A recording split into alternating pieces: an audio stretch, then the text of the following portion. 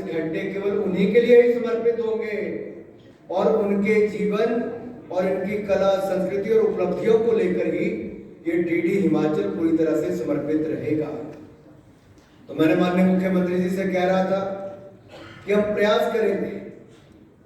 कि हमारे यहाँ की देवभूमि हिमाचल प्रदेश के जो ऐसे धार्मिक स्थान हैं, माँ चिंतपूर्णी हो, माँ ज्वाला जी हो, माँ ब्रजेश्वरी देवी हो, माँ चामुंडा देवी हो, माँ नैना देवी हो, बाकी सभी हमारे धार्मिक स्थल जितने भी हैं किसी भी धर्म के, उनको किस तरह से लाइव आरती भी हम दिखा सकें, हम उसका भी प्रावधान अगर हो सकेगा तो वो भी प्रयास करेंगे। नहीं तो और कार्यक्रम उनको दिखाने का काम करेंगे। फिर आज अगर दुनिया भर के पर्यटकों को आपने हिमाचल प्रदेश की ओर आकर्षित करना है तो आपको उनको अलग अलग सेगमेंट्स के प्रोग्राम बनाकर दिखाने पड़ेंगे। अगर किसी परिवार को हिमाचल प्रदेश आना है, घर के दो व्यक्ति अगर धार्मिक स्थान को देखना चाहते हैं तो हो सकता है बच्चे ट्रैकिंग करना चाहते हो, कोई बोटिंग करना चाहता हो, कोई साइकिलिंग करना चाहता हो, कोई किसी स्पोर्ट्स इवेंट में पार्टिसिपेट करने आया है तो साथ में उसके परिवारजनों को कहीं और घूमकर आना हो, तो उनके लिए पैकेज क्या है, उस तरह के प्रोग्राम्स भी अगर हम इसके ऊपर चलाएंगे तो हिमाचल को प्रमोट करने में देश और दुनिया में डीडी हिमाचल का एक बहुत बड़ा रोल हो सकता है। वो हम अवश्य करेंगे और यहाँ के कार्यक्रमों को जो जो अच्छे कार्यक्रम होंगे हम डीडी नेशनल पे भी ले जाना पड़ेगा, तो हम उस पर भी स्थान देने का काम करेंगे। अब खेल कूद की जब हम बात करते हैं, टैलेंट किसी भी क्षेत्र में हो, जब तक उसको अखबार में, टीवी चैनल पर या ऑनलाइन मीडिया पर नहीं दिखाया जाता तो उसकी उतनी प्रमोशन नहीं हो पाती। हम चाहेंगे कि डीडी हिमाचल में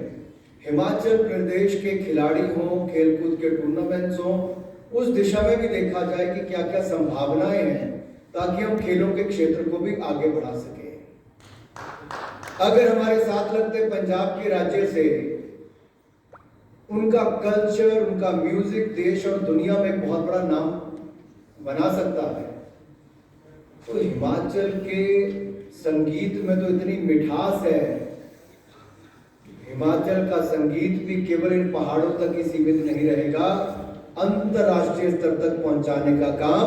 हम अपने संगीत को भी करेंगे, ये भी मैं आपको विश्वास दिलाता हूं। हमारे यहाँ की नाटी हो, हमारे अलग अलग जिलों के डांसेस हो,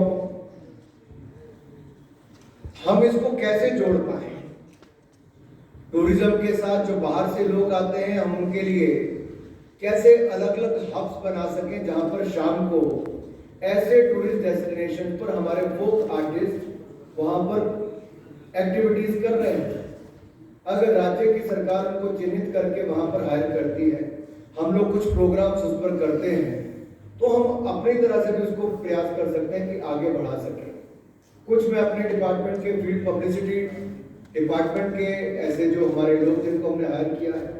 हम आशा करेंगे कि उनको भी अलग अलग जगहों पर उनके प्रोग्राम करवाएं और टीवी चैनल के माध्यम से उनको भी अलग अलग जगह पर दिखाने का प्रयास करेंगे। हिमाचल में जहां आजादी का अमृत महोत्सव हम देश भर में मना रहे हैं, हिमाचल के किन लोगों ने आजादी में बड़ी भूमिका निभाई, उनके जीवन पर भी कुछ दिखाया जाए। आजादी के बाद से लेकर अब तक देवभूमि हिमाचल प्रदेश को वीर भूमि बनाने का काम किसने किया? हिमाचल के वीर सैनिकों ने किया। और अगर प्रधानमंत्री मोदी जी ने 21 परमवीर चक्र विजेताओं के नाम पर अगर द्वीपों के नाम रखने का अनूठा काम किया है, तो हिमाचल प्रदेश की ओर से उनका बहुत बहुत आभार प्रकट करता हूं, क्योंकि देश के 21 द्वीपों में 4 द्वीप हिमाचल प्रदेश के परमवीर चक्र विजेताओं के नाम पर है। ये अपने आप में किसी भी राज्य के बड़े गर्व की बात है कि छोटा सा राज्य, तो क्या हम ऐसे सैनिकों के बारे में या हिमाचल के नौजवानों के बारे में जिन्होंने सेना में बहुत बड़ी योगदान दिया है, कर्नल शांडिल जी हमारे सामने बैठे हैं, वो सैनिक है, कैसे हमारे सुरेश कश्यप जी सेना में अपनी सेवाएं पहले दे चुके हैं, ये सबको भी हम करेंगे। लेकिन क्या पुराने सिस्टम पर ये हो सकता करने के लिए 6 महीने पहले 7 महीने पहले भी डीडी 24/7 हम लोग कर देते। लेकिन मैंने कहा अगर मेरे हिमाचल प्रदेश में लेटेस्ट टेक्नोलॉजी के इक्विपमेंट नहीं लगाओगे तो मैं 24 घंटे का इसको चैनल को नहीं करूंगा। हमने डिजिटल वॉल भी करवा दिया, स्टूडियो भी लगा दिए, हाई क्वालिटी के इक्विपमेंट भी लगवा दिए और अन्य उपकरण जिनकी आवश्यकता थी